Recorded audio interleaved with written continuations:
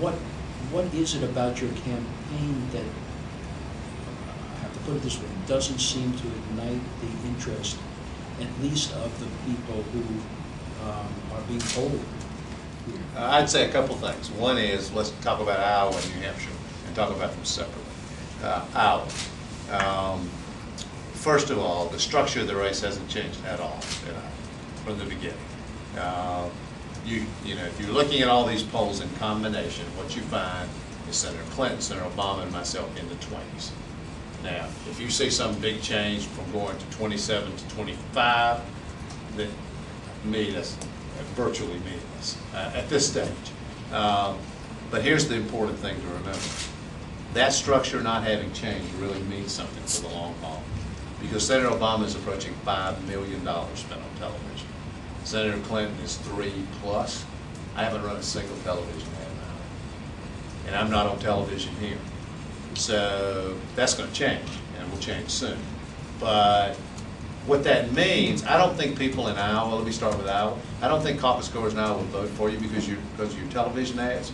But what happens is when you're on television, they're thinking about you.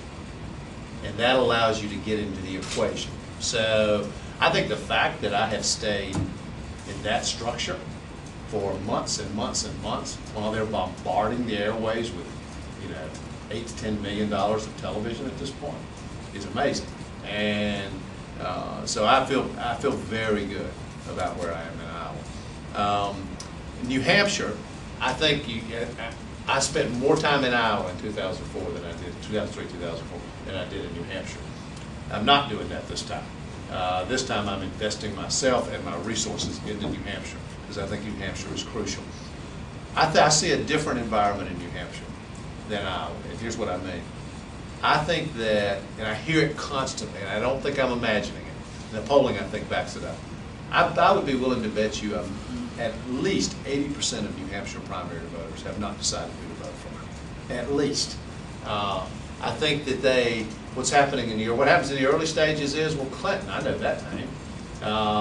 Senator Obama's gotten massive national attention. And both of them are also, I think, on television here and have been for some time. And so they're constantly in the face of voters. So if you say to them, who are you going to vote for today? Their answer really is, I don't want to vote today. I'm not ready to vote. They're waiting to hear the case. And they will hear the case. And they're going to hear it between now and January, which I assume is when the primary will be in New Hampshire. And I am for a variety of reasons, including one that we've already discussed, which is the ability to win the general election. But on top of that, a very specific, very aggressive, progressive agenda. I am not running on rhetoric. You can ask me about any major issue facing this country and where I stand, and I can tell you in great detail where I stand. And I didn't wait, I might add, to see what the others had to say about any of these things, because I know what I want to do as president. So, and I think what will happen is, I had an interesting experience. We had MUR has this series they're having where they bring undecided primary voters in. You have dinner with them for an hour and a half, and you talk to them. And I was leaving that dinner, and these people we had no idea. I mean, we didn't know. I mean, they didn't know these things that I've just mentioned in passing to you and talked about in depth with them. And it moves them. They just got to hear the case.